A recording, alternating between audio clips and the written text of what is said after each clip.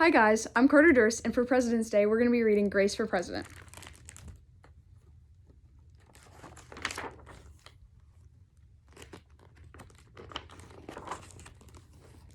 One Monday morning in September, Miss Barrington rolled out a big poster with all of the president's pictures on it.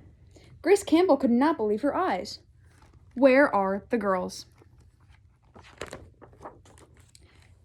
That's a very good question, said Miss Barrington. The truth is, our country has never had a woman president. No girl president ever? Grace asked. No, I'm afraid not, said Miss Barrington. Grace sat at her desk and stewed. No girls? Who'd ever heard of such a crazy thing? Finally, she raised her hand. Yes, Grace? I've been thinking it over, and I'd like to be president. Several students in the class laughed. Well, I think that's a star-spangled idea, Grace, said Miss Barrington. In fact, we can have our own election right here at Woodrow Wilson Elementary. The snickering in the room stopped. Grace smiled. Would anyone else like to run for president? Said Miss Barrington. Nobody raised their hand. Becoming president was going to be easy, Grace thought. The next day, Miss Barrington made an announcement. In the name of democracy, I have invited Mr. Waller's class to join our election.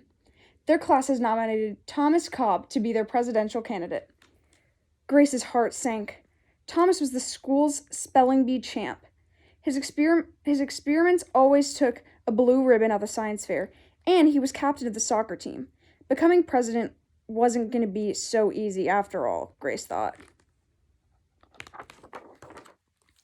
In Texas, said Anthony. I'm New Hampshire, said Rose. I'm Michigan, said Robbie. What does the number 16 mean? Each state is assigned a number of electoral votes. That number is determined by how many people live in that state, said Miss Barrington. Each of you will be a representative for your state.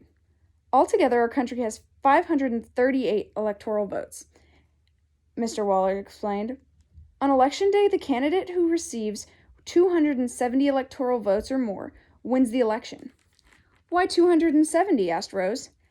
That's more than half of all the electoral votes, Mr. Waller said. Becoming president really wasn't going to be so easy, Grace thought. Grace came up with a campaign slogan. Make history, vote Grace Campbell for president. Thomas came up with his own campaign slogan. Vote Thomas Cobb for president. The best man for the job. Grace listened to what issues were important to the students, and she made a list of campaign promises. A peaceful school with no bullies. A cleaner school with no littering. Better hot lunches. No more fish stick tacos. Thomas made up his own list of promises. Free tutoring, free soccer lessons, fish stick tacos every week. Grace made campaign posters and buttons. Thomas made posters and buttons too. Each week, all the teachers set aside time for the candidates to meet with their constituents. Polls were taken. Voters were making their choices. Grace continued to campaign. At recess, she gave speeches. During lunch, she handed out cupcakes, and after school, she held rallies. Meanwhile, Thomas wasn't worried. He had clearly calculated that the boys held slightly more electoral votes than the girls. At recess, Thomas studied his spelling words. During lunch, he worked on his latest science experiment. After school, he played soccer. Even before the election, Grace made good on her promises. She joined the safety squad, she organized school beautification committee, and she volunteered her time in the school cafeteria.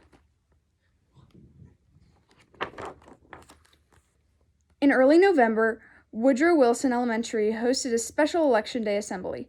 Grace and Thomas took places on stage as the school band began to play. Henry was the first representative to approach the microphone. Fletcher said, "The Yellow Whammer state of Alabama cast its 9 electoral votes to Thomas Cobb. The last frontier state of Alaska cast its 3 electoral votes for the best man for the job, Thomas Cobb."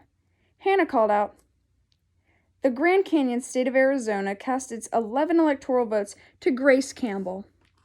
And so it went. State after state after state cast their electoral votes. The scoreboard in the gymnasium kept track of the school's total. The voting demonstration was quickly coming to an end. Claire approached the podium. The Badger State of Wisconsin cast its 10 votes for my best friend, Grace Campbell. Grace looked at the scoreboard. Thomas had 268 electoral votes. She had 267. There was only one state still uncounted for. Wyoming. Thomas grinned. Grace fell sick. Sam walked up to the microphone. He looked at Thomas. He looked at Grace. He looked down at Grace's handmade flag.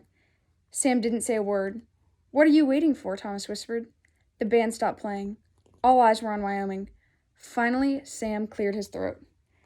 The Equality State of Wyoming cast its 3 electoral votes for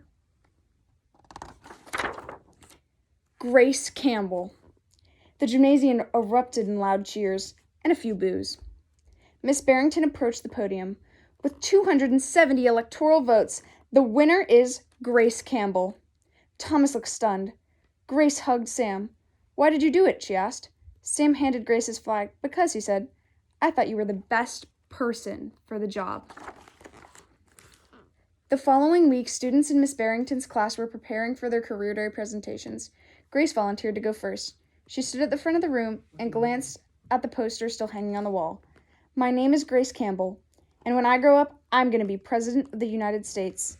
This time, everyone believed that she would.